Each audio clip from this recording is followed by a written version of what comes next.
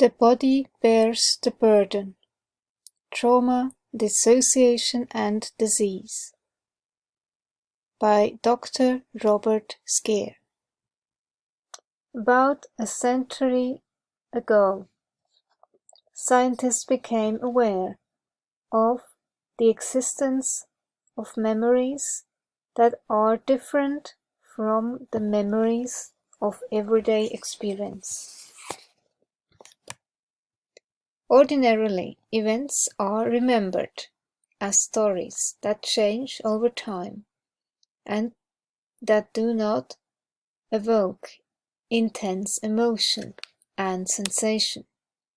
However, since time immemorial, there have been records of people being tormented by memories that fill them with feelings of irreparable loss and sensations of fright and horror. The neurologists and psychiatrists at the end of the 19th century elucidated the nature of post-traumatic conditions and showed that elements of the past were relived with an immediate sensory and emotional intensity that makes victims feel as if it were occurring all over again, while trauma-related emotions and sensations endured. However, conscious knowledge of the event itself was sometimes absent.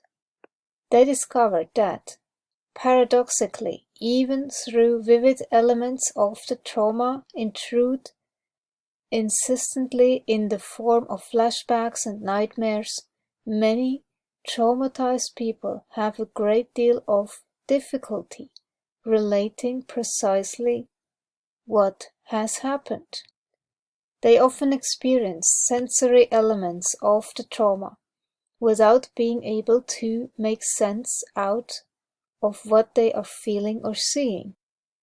These mysterious combinations of remembering emotions and sensations while forgetting the origin and the content were called repression and dissociation. These early scientists hypothesized that these amnesias and intrusive re-experiences were the result of severely paralyzing fears in response to terrifying life events. For example, the father of neurology, Jean-Martin Charcot, noted that the patient does not preserve any recollection, or he preserves it in a vague manner. Questions addressed to him upon this point are attended with no result. He knows nothing or almost nothing. These early students of the effects of fear-related trauma noted that the loss of memory is not merely an inability to recall the specific event, but more relevant, a lack of capacity for sustained thought and for continued application to work. These patients had problems with attention and were easily fatigued. They also noted that traumatic memories are intricately connected with one's sense of self and self-awareness, and that when the fear, fright, and hyperarousal that accompany trauma interfere with forming a well-defined verbal memory of events, people lose their sense of themselves, start feeling helpless, and look to others for reassurance.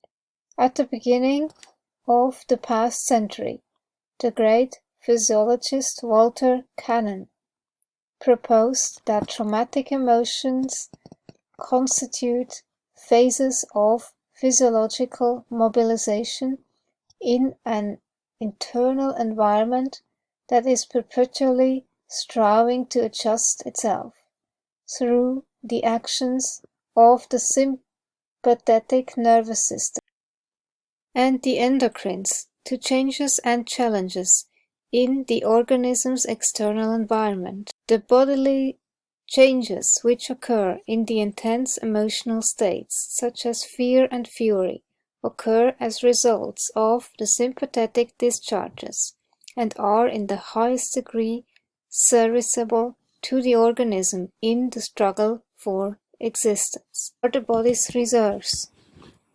The stored adrenaline and the accumulated sugar called for instant service. Thus is the blood shifted to nerves and muscles that may have to bear the brunt of struggle. This is the heart set rapidly beating to speed the circulation and thus also the activities of the digestive organs for the time abolished. Cannon pointed out how sometimes what starts out as a survival mechanism, mobilization, is transformed into its opposite to such a degree that it may even lead to voodoo death. When people develop PTSD, the replaying of the trauma leads to sensitization. With every replay of the trauma, there is an increasing level of distress. In those individuals, the traumatic event, which started out as a social and interpersonal process, develops secondary biological consequences that are hard to reverse once they become entrenched. Because these patients have intolerable sensations and feelings, their tendency is to actively avoid them. Mentally, they split off or dissociate these feelings. Physically, their bodies tighten and brace against them. They seem to live under the assumption that if they feel those sensations and feelings, they will overwhelm them forever. These are patients who rely on medications, drugs, and alcohol to make these sensations and feelings go away, because they have lost confidence that they can learn to tolerate them without outside help. The fear of being consumed by these terrible feelings leads them to believe that only not feeling them will make them go away. Alan Young has pointed out that implicit traumatic memories, avoidance, and helplessness challenge two core foundations of the Western consciousness: free will and self-determination. The emotional dependency of traumatized people and their inability to utilize the help offered, in turn, evokes frustration, contempt, and even sadism in those to whom the victims turn for help. Most whiplash victims have emotional symptoms. They may feel numb or detached while experiencing anxiety related to automobile travel. This may progress to actual panic attacks when other cars drive too closely, approach rapidly behind them, or when they drive by the scene of their accident. Many suffer from flashbacks of the accident. Many also suffer from exaggerated startle response to loud noises. Bright lights and loud or unpleasant noises may become intolerable and cause anxiety and overload. They may wake up in the middle of the night with severe anxiety, sometimes accompanied by memories of nightmares. If enough of these symptoms appear, they may receive the diagnosis of post-traumatic stress disorder, PTSD, although most of them suffer from only a few of these symptoms.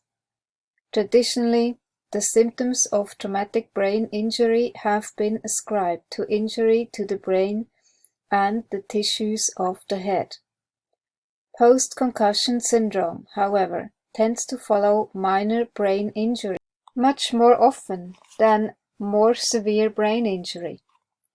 Ironically, the long-term disability after 6 to 12 months post-accident is greater in mild concussion than in moderate brain injury, in which the patient does not remember the accident. The mechanisms of minor traumatic brain injury are generally thought to be due to tearing or stretching of axons, axonal shearing, due to forces related to excessive changes in velocity of the head during the acceleration-deceleration of the head during the movement of whiplash. However, studies have shown, on the other hand, that actual head impact is not necessary to cause axonal shearing and, on the other hand, that there is a remarkable consistency in the cognitive symptoms of the traumatized patients, regardless of the specific impact. As with other traumatized patients described over the past years, traumatic brain injury patients suffer from a reduced rate of information processing, increased reaction time, and problems with divided attention. They are distracted and have problems with concentration. They will forget events, appointments, and things they have said to other people. One of the most persistent and debilitating symptoms is pervasive fatigue. They shut down. All of these symptoms are compatible with the abnormalities found in neuroimaging studies of traumatized patients. In this book, Scaer proposes the discard of the concept of physical and structural injuries to the spine, jaw, and brain as the model for whiplash-based injury, and instead proposes that the whiplash experience is a model of traumatization with long-standing and at times permanent neurophysiological and neurochemical changes in the brain that are experience-based rather than injury-based. Scaer proposes that these changes are triggered by a cascade of neural impulses and neurotransmitters precipitated by a continuous state of intense arousal, alternating with recurrence of the freeze response, resulting in turn from an unresolved perceived life threat in a state of relative helplessness. The depth of memory is a function of the arousal or emotional content of the experience that accompanied the event. The brain readily forms procedural memories of intense emotional events. These are acquired and stored without the necessary involvement of conscious memory centers serving declarative memory, such as the hippocampus and prefrontal cortex. The basic premise is that whiplash injury is a traumatic experience that represents a threat to the very survival of the individual. In this definition, the meaning of the event may be as important to the traumatized person as what actually physically happens to that person. This is a dramatic departure from the long-standing and traditional concept of whiplash as spinal injury. It presents, however, a compelling and logical theory, bringing together the diverse elements of the Whiplash syndrome into a cohesive whole. To understand and properly treat these symptoms, clinicians need to appreciate what happens to a body frozen in fear. Post-concussion syndromes need to be understood as representing dissociated imprints of traumatic experience, physical sensation, panic, and helplessness that have overwhelmed these patients, fighting against and/or hiding from unpleasant or painful sensations and feelings will generally make things worse. The more feelings need to be avoided, the more energy is spent on keeping them at bay. Energy that should have been used for feeling alive and open to new experiences. What is not felt remains unchanged or gains in inward pressure, which forces people to step up their methods of avoidance. This is the sort of vicious cycle that trauma creates. Abandoned feelings call out for attention from the growing shadow of existence. Treatment must aim at putting these disjointed sensations together. Doing this involves coaxing them gently to begin to feel and tolerate the sensations that once overwhelmed them. Foreword by Bessel A. van der Kolk, Medical Director, the Trauma Center Professor of Psychiatry, Boston University School of Medicine.